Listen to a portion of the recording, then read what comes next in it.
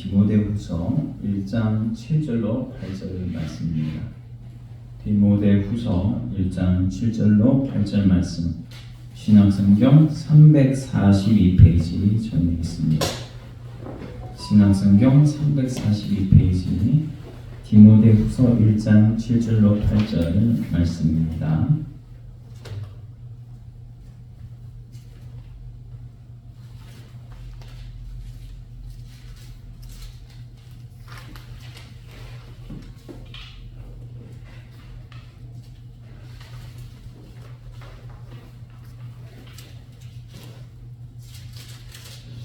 칠 절 8절 같이 읽습니다.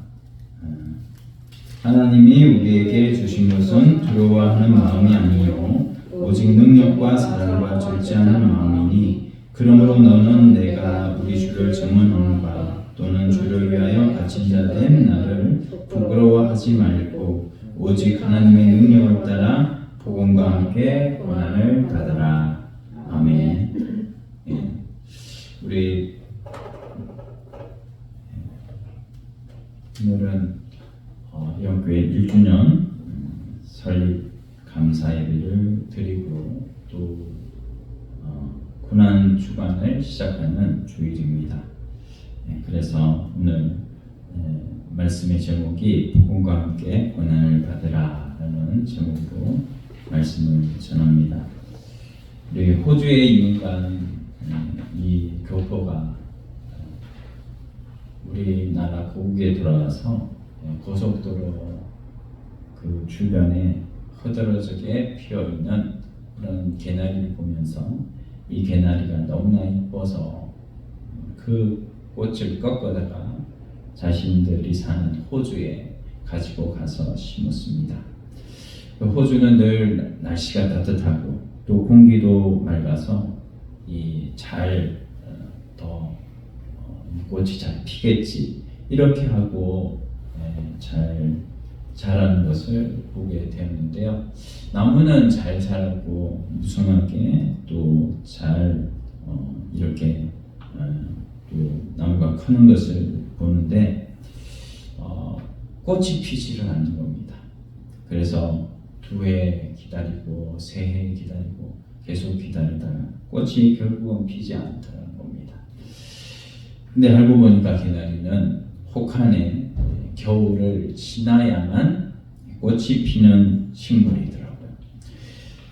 추운 겨울을 지나야만 꽃이 피는 그런 현상을 전문 용어로 춘화 현상이라고 합니다. 그래서 거기에 튤립이나 히아신스 그리고 백화, 라일락, 철쭉, 진달래 이런 것들이 모두 여기에 속한다고 해요. 꽃뿐만 아니라 이 농사 중에 보리 농사도 봄에 보리를 심어서 가을에 거두는 보리는 좀 맛이 좀 떨어지고 하는데, 가을에 보리를 심어서 겨울을 지나고 이제 봄에 거두는 봄보리는 가을 그 수확도 훨씬 많고 맛도 더욱 좋다고 합니다. 우리 인생도 마찬가지예요.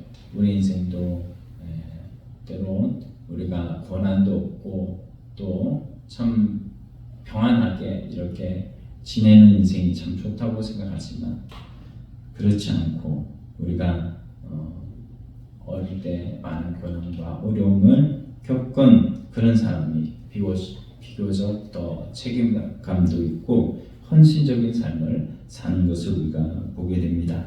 요즘 청소년들이 문제가 많은 게, 부모님들이 자기가 겪은 세대는 참 힘들고 어렵고 이런 세대를 지났기 때문에 우리 자식만큼은 그런 가난을 물려주지 않고 그런 어려움도 없이 자라면 좋겠다.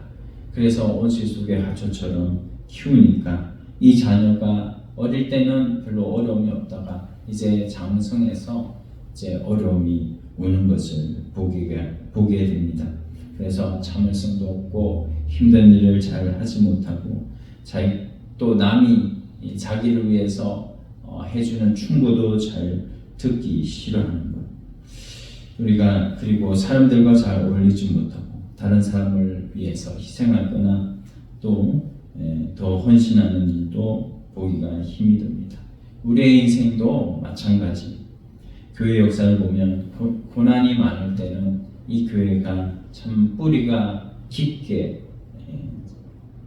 이 그리스도의 복음에 심기어서 신앙이 잘 자라는 것을 볼 수가 있는데, 누가 시비하는 사람이 없이 평안하게 신앙생활을 한 그 사람들은 조금 더 시련이 올 때, 고난이 올 때 흔들리고 또 타락의 길에 빠지게 되는 것을 보게 됩니다.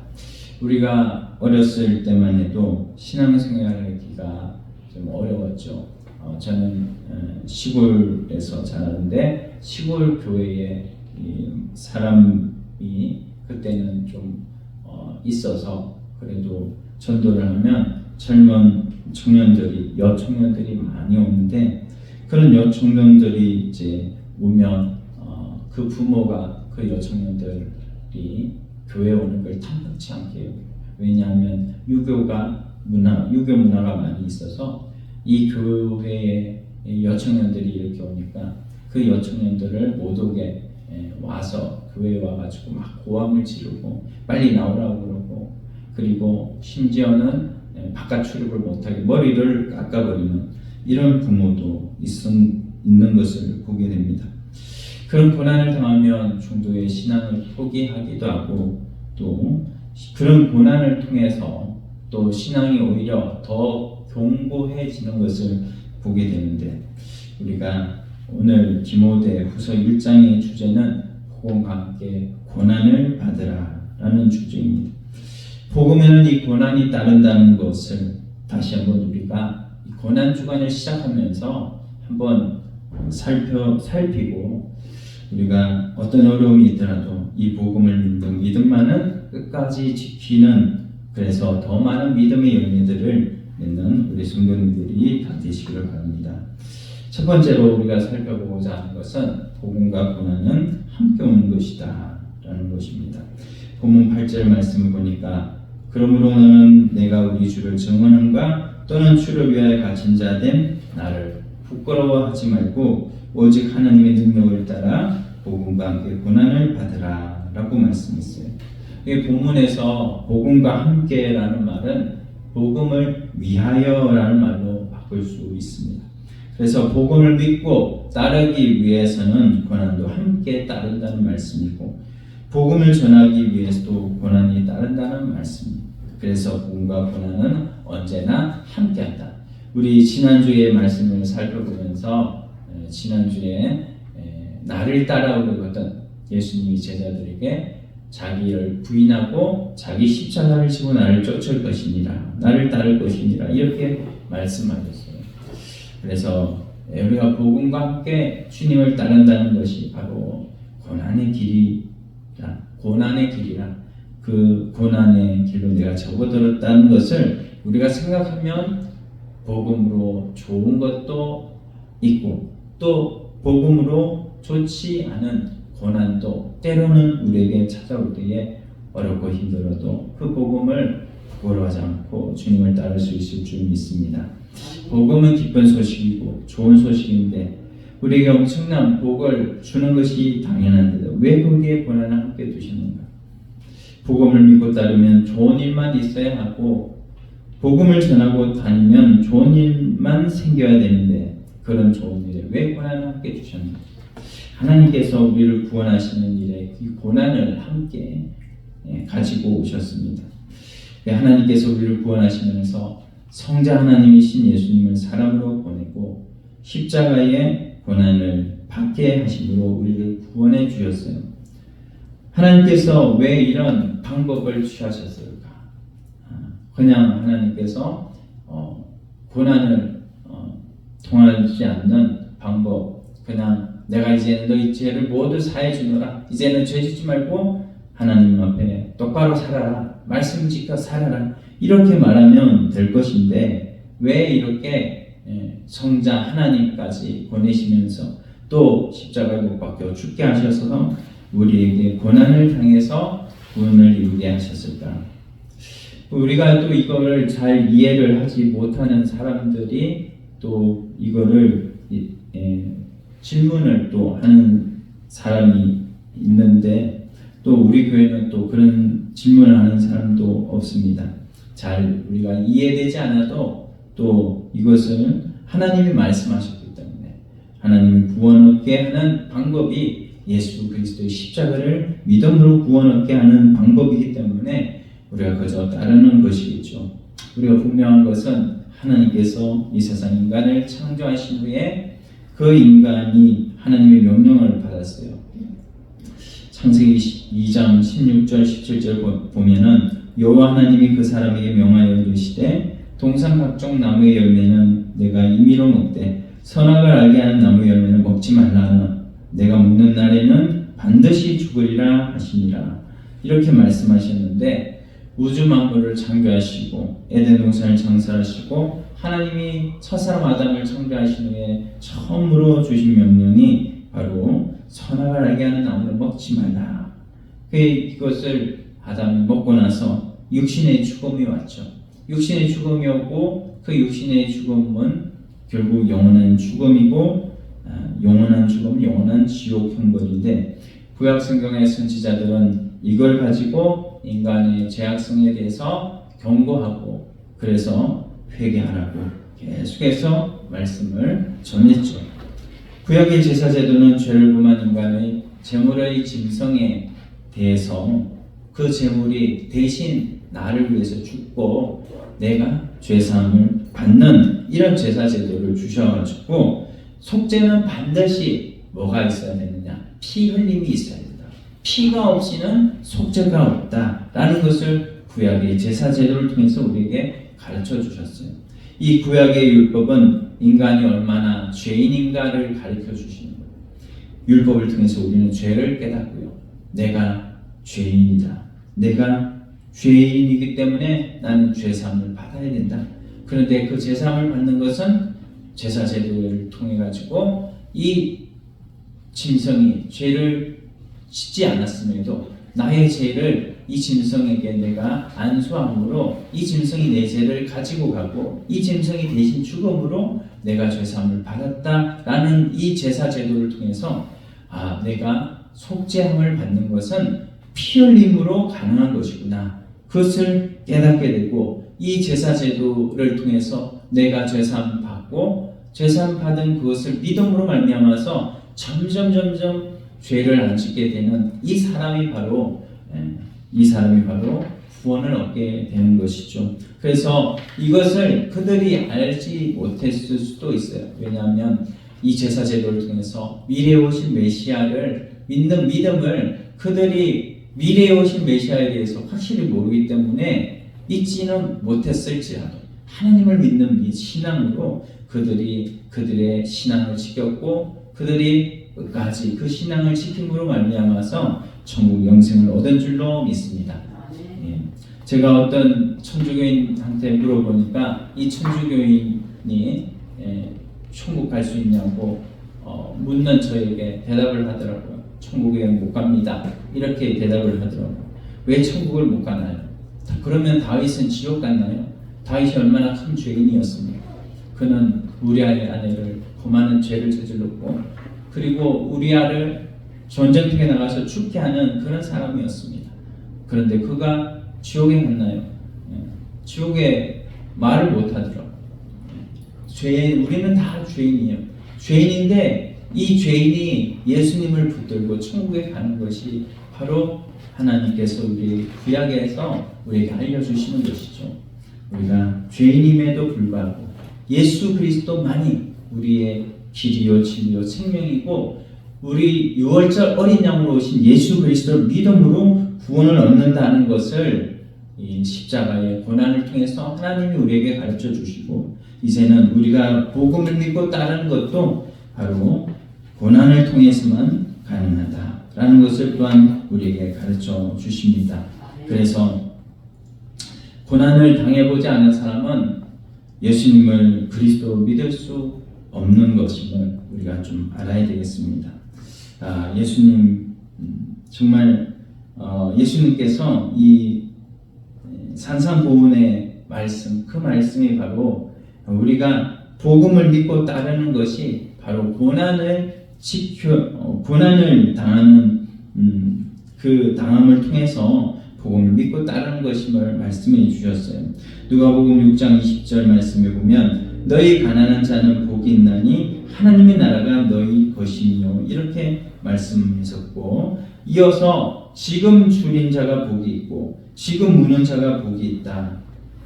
그리고 화 있을진저 너희 부유한 자여, 화 있을진저 너희 지금 배부른 자여, 화 있을진저 너희 지금 웃는 자여. 이렇게 계속해서 화 있다고 뭐를 지금 현재 배부르고 지금 현재 부유하고 지금 현재 웃는 자들에게, 그렇게 지금 현재 그런 자들에게 화 있다고 말씀하신 것은 그렇게 배부르고 또 즐겁고 그런 모든 고난이 없이 사는 삶, 그 삶에 대해서 그 삶을 누리고 그 삶을 살아가고 있는 사람들은 예수님의 고난에 대해서, 예수님의 십자가에 대해서 생각하지 않는 사람이죠.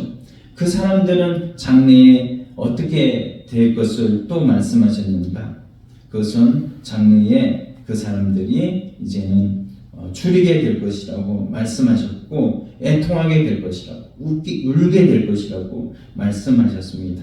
그 사람들이 십자가를 지고 주님을 따르는 그 고난의 삶을 살아가야 주님이 보여지고 주님이 만져지고 주님의 십자가 복음을 깨닫게 되므로 나중에는 주님의 십자가를 끝까지 믿음을 지켜감으로 인해서 그 귀한 믿음의 열매를 맺어가는 것인데, 그렇게 하지 못했기 때문에 그들이 나중에는 더 어려움과 그리고 나중에는 슬퍼하고 이를 삶이 있게 되는 이런 결과가 있을 것임을 예수님이 또 말씀해 주셨습니다.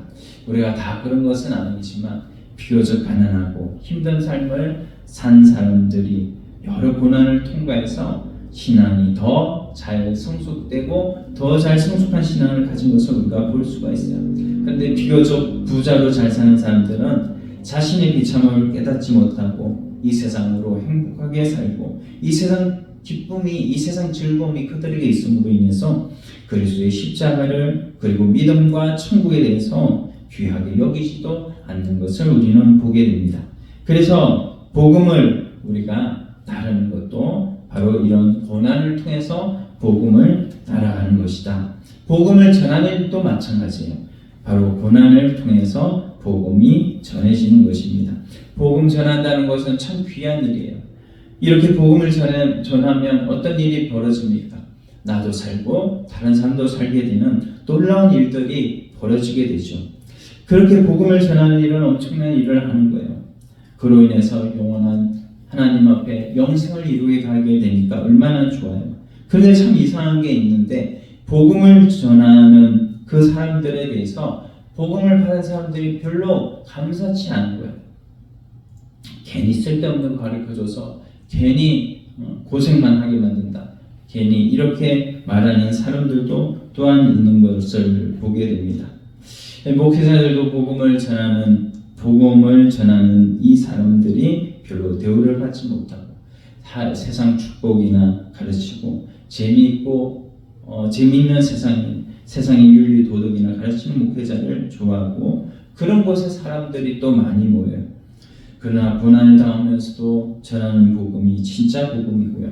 사도 바울도 지금 어느 상황에 있습니까? 이 디모데 전 후서는 사도 바울이 두 번째 로마 감옥에 투옥됐을 때 그때에 디모데에게 이제 보내는 서신인데, 이 디모데에게 이제 사도 바울이 자신이 지금 당한 현실에 대해서 디모데에게 이제 말을 하는 것이죠.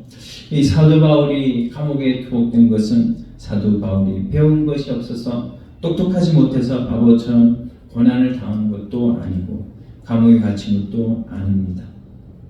사도 바울이 순교까지 각오하면서 복음을 전한 것은 그가 예수 그리스도를 만나고 예수 그리스도께서 전한 복음이 최고 가치가 있는 것임을 알 때에 그는 자기가 가지고 있던 세상에 그 많았던 로마인이기도 하였고 가말리엘 문화생이기도 하였고 가문도 좋았고 그런 모든 세상적인 모든 좋은 것들을 전부 다 배설물로 여기는 그런 바울이 되었던 것은 내가 이 복음만 귀하게 여기고 이 복음을 내가 끝까지 붙들고 목숨도 아끼지 않고 내가 감옥에 투옥되면서까지 이렇게 복음을 전하는 것은 이 복음이 너무나 가치가 있기 때문에 내가 복음을 전한 것이다 라고 그는 복음에 대해서 변화하고 있는 것입니다.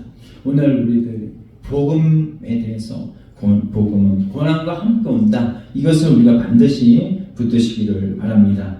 또한 두 번째로 우리는 복음을 부끄러워하지 말아야 합니다. 8절 상반절에 보면 그러므로 너는 내가 우리 주를 정언함과 또는 주를 위하여 갇힌 자 된 나를 부끄러워하지 말고 이렇게 말했습니다. 사도 바울이 지금 감옥에 갇혀 있고 또 사도 바울의 이 복음이 가치가 있다면 사도 바울의 복음을 받은 사람들도 그 사도 바울의 이런 상황과 사도 바울 자체로 또 시험에 들지 않고 이렇게 사도 바울을 귀하게 여기고 해야 될 텐데 사도 바울의 전한 복음이 그게 효력을 나타내려면 그렇게 복음을 전하는 결과가 사람들 보기에 좀 좋아 보여야 할 건데 이게 사도 바울이 지금 붙잡혀서 감옥에 투옥되어 있고 이게 사람들이 비웃고 사람들이 이 사도 바울 참 복음을 자랑스럽게 생각하고 저렇게 복음 전하더니 저 복음을 전함으로 인해서 감옥에 투어든 거 봐라. 이 복음이 무슨 가치가 있느냐? 복음이 좋은 것이라면 왜 사도 바울이 저러고 있느냐? 그런데 사도 바울은 그것이 아니라 이 복음에 대해서 너무나 가치 있고 또 자기가 예수님을 실제로 그는 예수님을 보지는 못했지만 그는 다메섹 도상에서 예수님을 만났거든요. 그래서 12절 말씀에 보면 그가 예수님 만난 것에 대해서 확신을 가지고 있어요. 이로 말미암아 내가 또 이 고난을 받되 부끄러워하지 아니함은 내가 믿는 자를 내가 알고 또한 내가 어떡한 것을 그날까지 그가 능히 지키실 줄을 확신합니다. 바울이 자기가 만난 예수님, 자기가 가진 복음에 대해서 확신으로 차 있고 그 확신을 가지고 예수님의 복음을 확실하게 전하고 있는 것입니다. 그런 확신 때문에 그는 죽음을 각오하면서까지 복음을 전하고 고난당하는 것도 나에게는 감사한 것이다 라고 이렇게 복음을 전하고 있는 거예요. 그런데 유대인들은 그렇지 못했습니다. 유대인들은 복음을 부끄러워했어요. 자신들이 그 유대인들의 주축이고 저 시골 깡촌 그 갈릴리 예수라는 사람이 나타나가지고 자기가 하나님의 아들이고 자기가 전한 복음 그 복음을 전하고 또 자기를 따르라고 이렇게 전하는 그 예수를 그 사람들이 자신들은 훌륭한 사람이고 자신들은 이 어떤 세상 사람들보다 세상 사람들이 감히 따라올 수 없는 그런 유대인들이기 때문에 우리만 하나님의 선민이고 하나님 택한 백성이고 우리만 하나님의 율법을 받은 백성이다. 이런 선민 사상 때문에 그들은 예수님을 죽이고 예수님을 신성모독죄로 십자가에 못 박혀 죽게 만든 것이죠. 그런데 그 제자들도 예수님을 따라가는 그 삶을 살고 예수님이 십자가에 죽었고 또 부활했다는 것을 막 널리 전하고 내 자신들이 부족하다고 죽인 그 예수를 자꾸만 전하니까 이 제자들을 자꾸 핍박을 하는 것이죠. 그런 핍박 때문에 지금 사도 바울도 지금 감옥에 들어가 있는 것이거든요. 사도 바울이 유대인들 때문에 이렇게 고난당하는 것 이것에 대해서 유대인들은 그렇게 복음을 부끄러워했다. 중세시대에 타락한 중세교회의 그런 신부라든지 교황이라든지 이런 사람들도 다 예수님의 십자가를 부끄러워했어요. 그래서 그들이 예수님의 십자가를 부끄러움으로 그 예수님을 잉태한 그 마리아 예수님의 육신의 어머니 마리아를 더 숭배했고요. 그 예수님이 없이 그들은 자신들의 선행이나 고행을 더 중요하게 생각했어요. 그런 그 중세시대 사람들도 있었고 오늘날의 교회도 마찬가지입니다. 오늘날 교회도 교회당을 성당이나 성전처럼 거창하게 짓고 목사의 훌륭함이나 성도들의 선행을 자랑 삼아서 이야기하고 이런 모든 것들이 바로 예수님을 부끄러워하는 거예요. 예수님의 십자가를 부끄러워하는 거예요. 예수님 복음을 부끄러워하는 거예요. 예수님께서 그래서 자기와 내가 전한 복음을 부끄러워하는 자를 내가 하나님이 주신 영광을 가지고 다시 올 때에 나도 그들을 부끄러워하리라 그렇게 말씀하셨어요. 그래서 우리가 하나님 앞에 어떤 자세를 우리는 가져야 됩니까? 그것은 바로 이 복음을 우리가 부끄러워하지 않아야 된다. 나는 복음을 부끄러워하지 않고 자랑스러워하고 있는가? 우리가 우리 자신들을 좀 돌아보면서 하나님 앞에 나는 복음을 자랑하는 사도 바울과 같은 그런 삶을 나도 살겠습니다. 그렇게 우리가 자랑을 해야 복음을 자랑을 하고 복음을 전해야 하나님의 능력을 볼 수가 있는 거예요. 우리 본문 8절 말씀 다시 한번 읽어보면 8절에 그러므로 너는 내가 우리 주를 정언하는가 또는 주를 위하여 갇힌 자 된 나를 부끄러워하지 말고 오직 하나님의 능력을 따라 복음과 함께 고난을 받으라. 하나님의 능력을 따라 복음과 함께 고난을 받으라. 7절 말씀에는 하나님이 우리에게 주신 것은 두려워하는 마음이 아니요 오직 능력과 사랑과 절제하는 마음이니 이렇게 말씀했습니다. 우리가 예수님을 그리스도로 믿다가 고난을 당하고 예수 그리스도의 복음을 전하다가 고난 당할 때 생각할 것이 있는데 그게 뭐냐면 복음에는 하나님의 능력이 나타난다는 거예요. 복음을 전하면 전할 때의 능력이 나타나는 거예요. 복음을 사람들한테 전할 때 사람들이 그 복음을 받아들이고 또한 복음을 받아들이지 않는 사람들에게는 저 사람 내가 복음을 이렇게 참 논리적으로 전하는데 이렇게 복음을 받아들이지 않는 저 사람들 때문에 내가 이 복음을 믿고 지금 이 자리에 내가 구원을 얻은 이 자리에 와 있다는 것이 정말 감사하고 기적이고 정말 나를 택하신 하나님 그 은혜에 감사하는 우리가 될 수 있는 것입니다. 나를 고난을 통해서 하나님께서 점점 그 고난을 통해서 연단해 가시는 것을 우리는 알아야 돼요. 복음만 주신 것이 아니라 하나님께서 고난도 함께 주신 것은 고난이 큰 것이 아니라 하나님께서 이 고난보다도 더 크신 하나님의 능력이 큰 것을 보고 이 고난은 별거 아니다. 하나님의 능력이 복음에 나타나 있기 때문에 이 복음만 너희가 믿으면 고난 자체는 충분히 이길 수 있다라는 것을 하나님께서 바울을 통해서 가르쳐 주고 있는 것이고 믿음의 선진들을 통해서 가르쳐 주고 있는 거예요. 십자가를 지고 간 믿음의 선진들을 한번 보시면 그들이 믿음을 잘 지켜갈 수 있었던 것은 하나님의 능력이 그들과 함께 했기 때문에 복음에는 로마서 1장 16절 말씀에 보면 이 복음은 모든 믿는 자에게 구원을 주시는 하나님의 능력이 됨이라 이렇게 말씀하고 있어요.